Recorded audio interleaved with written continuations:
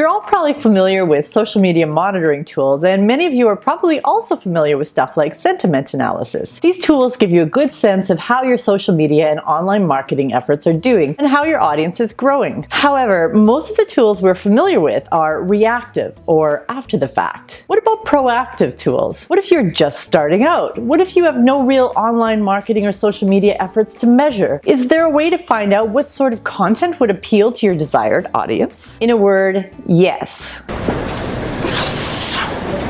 There are some new kids in town when it comes to social monitoring, and these tools go far beyond how many people like or retweet brand posts. Broadly, we call them social intelligence tools, and they're all about figuring out who your audience is and what makes them tick. I don't know anything about you. Today, I'm going to give a little primer on social intelligence tools, when you would use them, and why they represent the future of data. Hi, my name is Tara, and this is Truly Social.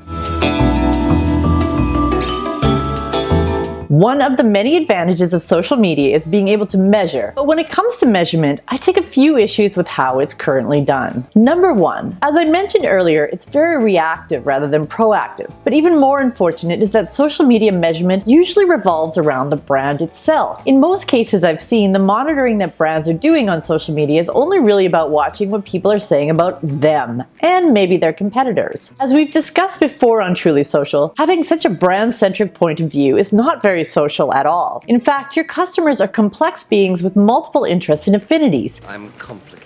Brands may be pretty single-minded, but their customers are not. By taking on this brand-centric, single-minded point of view, you completely miss out on the huge advantages that social data has to offer. This is where social intelligence tools come into play. Social intelligence is about seeing the world from a customer's point of view. People are constantly sharing information about themselves on social networks. The inner machinations of my mind are an enigma. What they read, listen to, what moves them, who they admire, who they dislike, their worldview, their brand preferences, what keeps them up at night, what makes them smile. By narrowly looking at only what they're saying in relation to your brand, you're missing out on an incredible amount of information that can help you create more relevant content, help you create new products and improve current products to solve their needs, give you keys to messaging that will resonate with them, and help you understand where they're at to know where you can best approach them.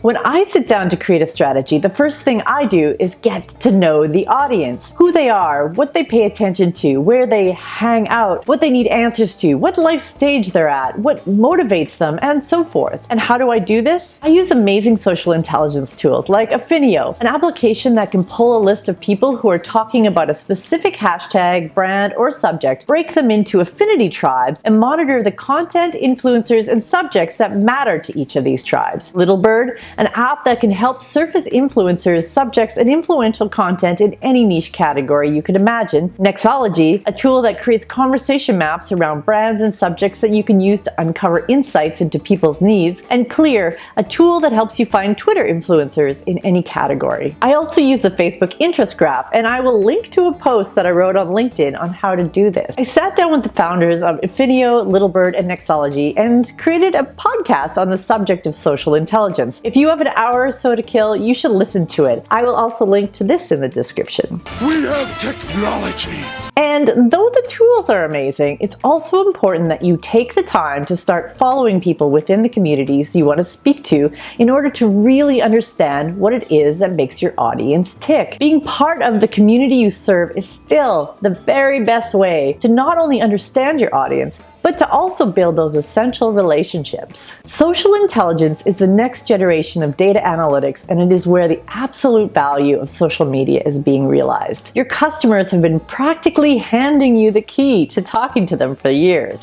What else you need to know? Social intelligence is how you can start to make that scale. My name is Tara, and this has been Truly Social.